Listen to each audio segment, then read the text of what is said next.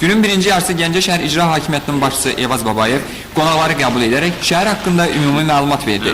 Hazırda bir neçə sənaye obyektlərinin sərmayə qoyuluşunun olmaması ucbatından işləmədiyini dedi. Şəhərin iqtisadi potensialından danışan icra başçısı Gəncədə işıq, qaz, su və digər problemlərin həll olunduğunu, bununla da xarici sahibkarların fəaliyyəti üçün lazımi şəraitin yarandığını bildirdi. Cavab nitqində xanım Paolo buraya öz ölkəsinin iş adamlarını dəvət etməklə Azərbaycanın qərb bölgəsi inkişafına köməklik göstərmək istədiyini vurğuladı.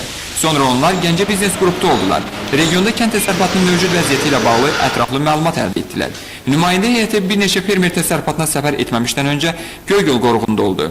Buradakı şəraitin turizmin inkişaf etdirilməsi üçün nə dərəcədə əlverişli olması ilə maraqlandılar. Mütəxəssislərin bir çoxu bu bölgədə turizmdən əldə ediləcək gəlirlərin kənd təsərrüfatına və əksinə yaxşı səmərə verə biləcəyini qeyd etdi. Günün ikinci yarısı Britaniyalı qonaqlar Şəmkir və Toruz rayonlarının fermer təsərrüfatlarını gəzdilər. Görüşlər zamanı onlar Göygöldə aldıqları təəssürat nəticəsində bildirdilər ki, Azərbaycanda aqrar sektorun və turizmin birgə inkişafına imkanlar var. Okay. Yeah, so the main reason of our visit was we were bringing a very